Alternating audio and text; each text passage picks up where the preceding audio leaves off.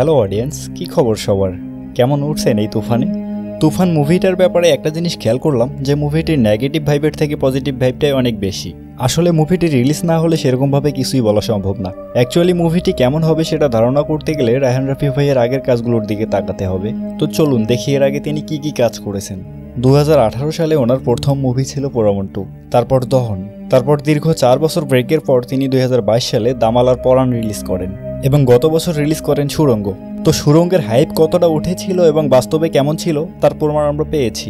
আশা রাখি তুফান মুভিটিও সেরকম প্রমাণ দেখাবে। আর রায়হান রাফি ভাই যে শুধু পূর্ণদৈর্ঘ মুভি বানায় তা কিন্তু না, তিনি রেগুলারলি অনেক ওয়েব সিরিজও বানিয়েছে। তার মধ্যে উল্লেখযোগ্য কয়েকটি হলো ফ্রাইডে, নিঃশ্বাস, 7 নম্বর ফ্লোর, খাঁচার ভেতর অচিন পাখি, টান এবং জানোয়ার।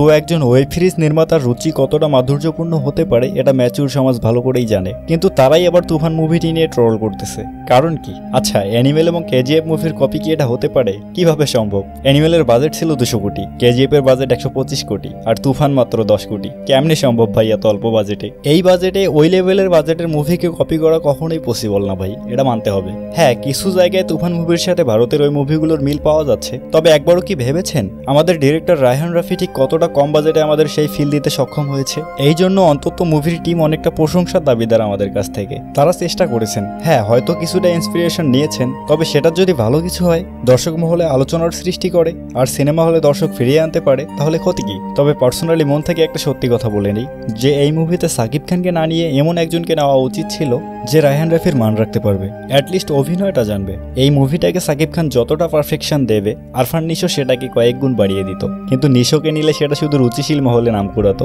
এতে করে পরিচালকের চালানজনিত সমস্যা ঘটতো আর কি। সাকিবের ব্যাপারে আজকে আমি পার্সোনালি আমার কিছু কথা বলবো। ওর ব্যাপারে মেন যে ল্যাকিংসগুলো আমি দেখি সেটা হচ্ছে যে ওর কথা। ও আসলে মুভিতে যে স্টাইলিশভাবে কথা বলে এটা কি আসলে ঠিক?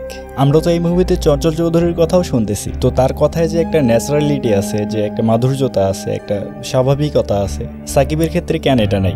এই যে একটা কমতি, উদাহরণটা শুধু চঞ্চলকে দিয়ে না আরো অনেকে দিয়ে দেওয়া যায়। আসলে ব্যাপারটাকে কিভাবে নেবে আমি বুঝতেছি না। একজন হেটার্স না, একজন অডিয়েন্স হিসেবে এই কথাগুলো আমি বলতেছি। হ্যাঁ, অনেকেই হয়তো আমার সাথে সহমত হবেন, আবার অনেকেই আমার বিপক্ষে যাবেন, কমেন্টে অনেক কিছু বলতে পারেন, তো আই ডোন্ট কেয়ার। আমার কাছে যেটা মনে হচ্ছে আমি সেটাই বলতেছি। তো সাকিব খানের এই যে ডায়লগের ব্যাপারগুলো, এগুলো অন্যান্য বড় বড় অভিনেতার সাথে মিলেই নেবেন, দেখবেন যে আসলে আমার কথাটা ঠিক কিনা।